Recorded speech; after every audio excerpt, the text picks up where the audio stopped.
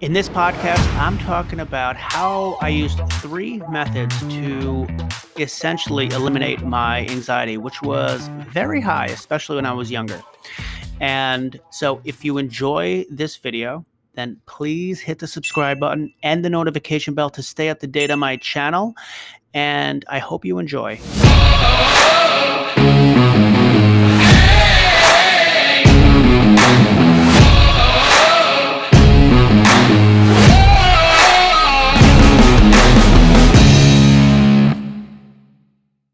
All right, what's going on, everyone? So we're talking about anxiety, that damn anxiety, and ways that we can eliminate anxiety. I talk about this because it is something that becomes more and more prevalent in this world. And I say more and more as if I knew like hundreds and hundreds of years ago if anxiety was a major issue as well. But at least I know what now is with constant distractions and social media and obligations of full-time jobs while trying to take care of a family, high expectations of being able to provide for yourself and your family. There's a lot of things going on, and it can cause anxiety. And there are three ways that me personally, I have worked through it. When I was younger, especially when I was younger, I was a very anxious person. I don't know if that's just something innately in me or if it was a result of the environment I was in, who knows? But regardless, I was a very anxious person, and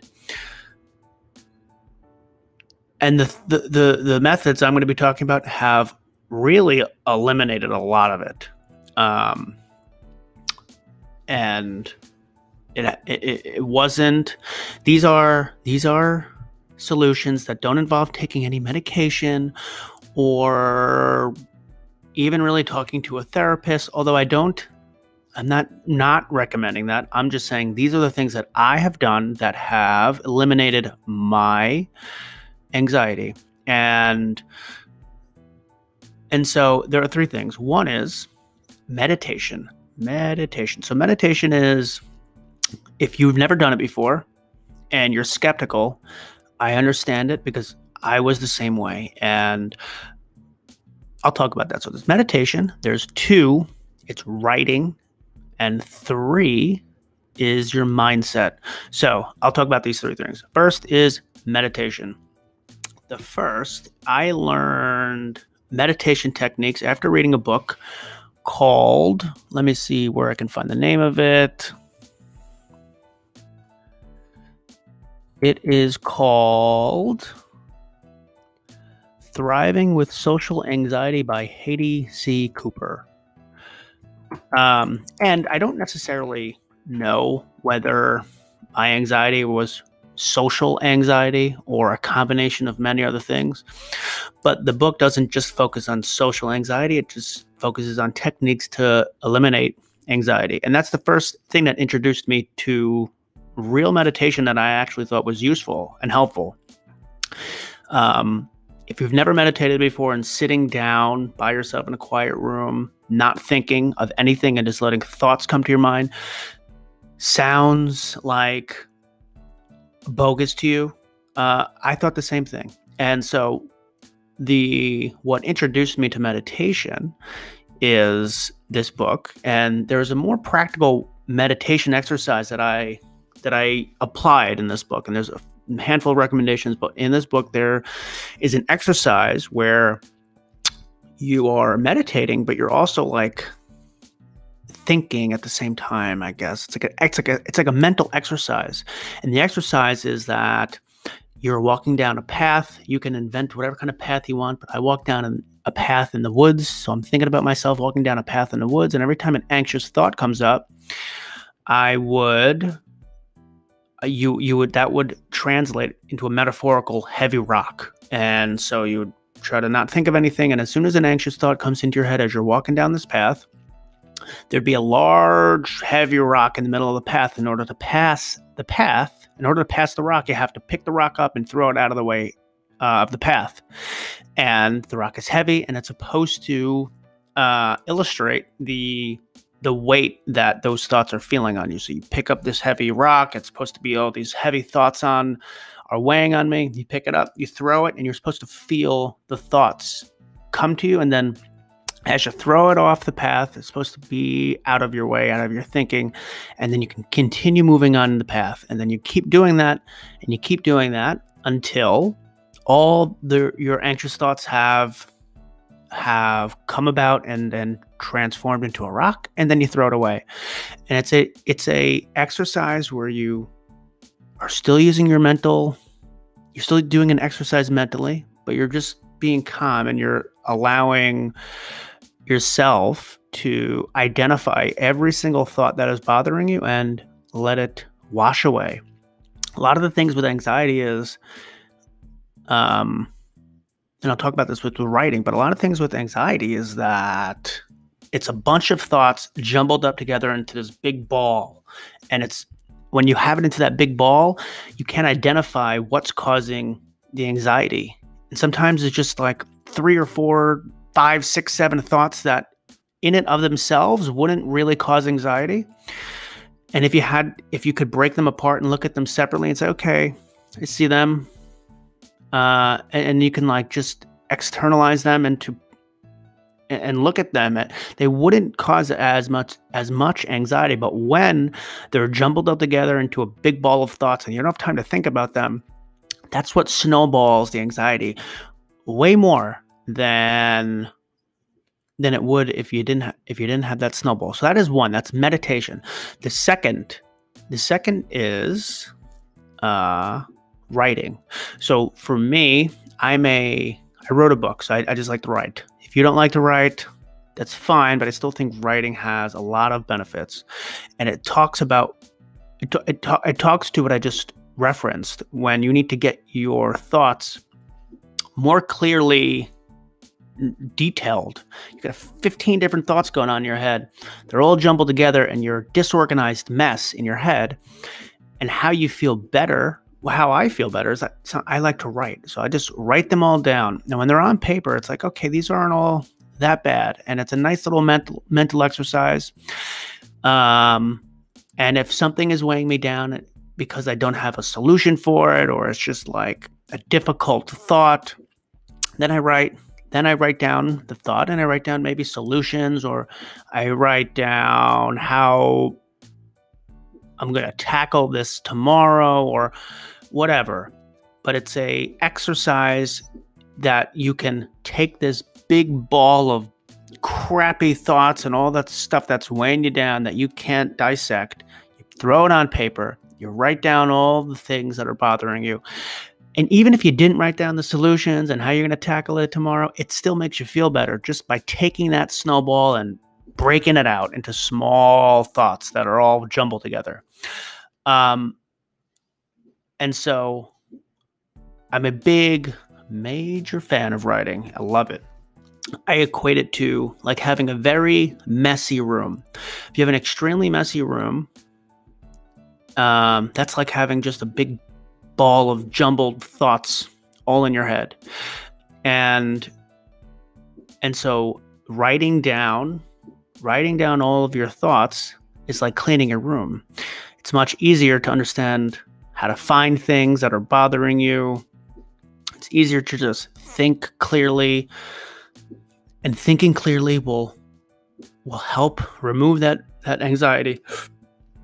But it's the same thing as the room. If you walk into an extremely messy room, let's say like teenager's room, like my room maybe 15 years ago, it is a absolute mess. You can't find anything. Your clothes are everywhere. It's a disgusting mess. But then when you clean it up and you put clothes in the right drawers and everything's all nice, you'll know, oh, I need pants, I go here. I need socks, I go here. It's clean. It's compartmentalized. That's what you need to do with your head. If you have thousands or hundreds or multiple thoughts going all on in your head and it's causing you anxiety, use writing as a tool to compartmentalize all of those thoughts, and it'll help reduce the anxiety. 3 is it's a mindset thing. So for me, a lot of what caused, I think, my anxiety when I was younger is my mindset.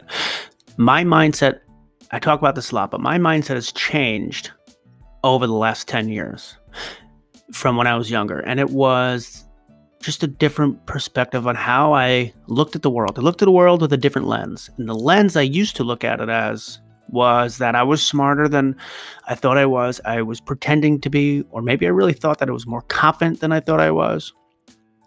And it was like I was putting on this shell. But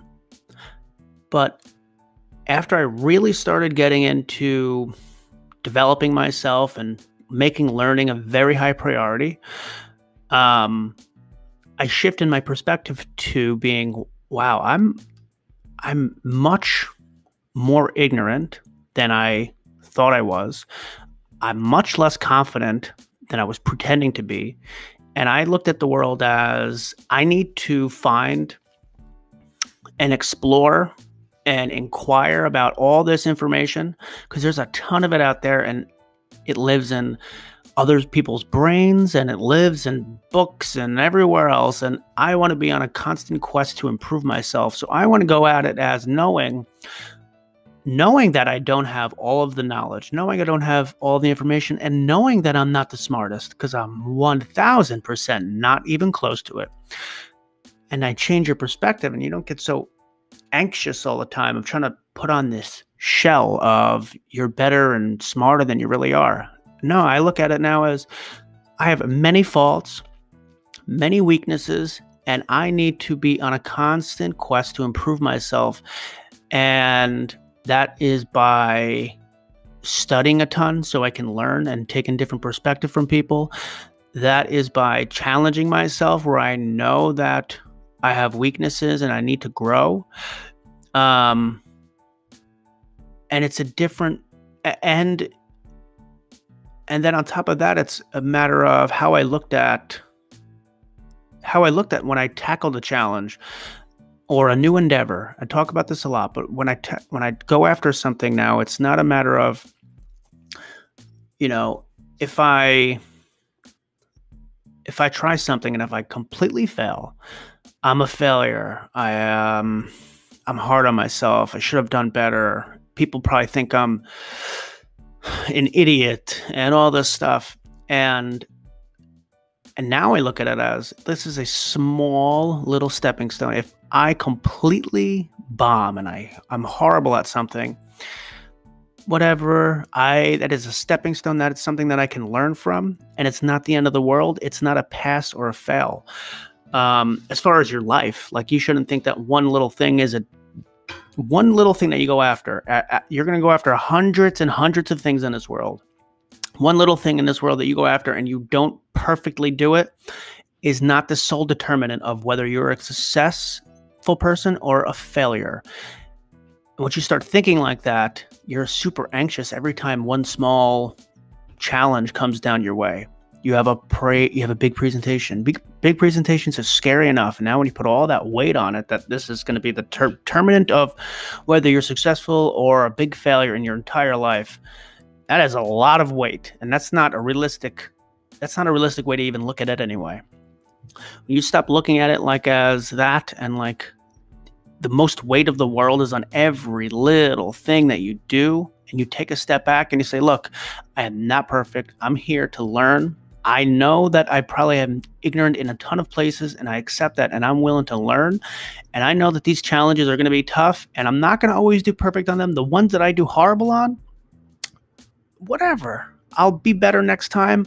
Maybe I figure out that I'm not, that those aren't good for me. Maybe that endeavor I went after didn't fit in what I wanted to actually do, but I tried it, and then I learned and I went another path. Or you might have said, I could have done better, and next time I'm going to try X, Y, and Z because I knew that I was weak in those areas.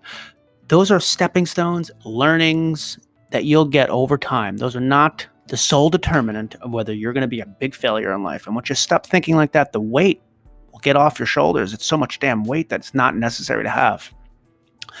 So those are 3 ways that I have, and look, I had a lot of anxiety, probably still do a little bit, but it's not anywhere near the amount I used to have my anxiety. And so I hope that this video was helpful. Again, it's meditation, and if you want to get the practical steps to meditate the way I was explaining it, go get the book. I'll put a link in the description to where you can get it on Amazon. So it's meditation. It is writing. Write down those damn thoughts. Helps clear and declutter your mind. And 3, it is changing your mindset. It's okay that you're not the smartest in every single area, because that is impossible. Change your mindset. You're ignorant and you're now trying to explore and learn more. And if you fail at one little thing, you'll learn from it and you'll move on. Change your mindset. So those are the 3 things that for me have tremendously helped me when it comes to battling and eliminating my anxiety. I hope you enjoyed this video. If you have any tips or if you have any thoughts, I would love to hear them. I think everyone probably has some good techniques here, and I would love to hear it. So comment in your thoughts, and I hope you enjoy the rest of your day.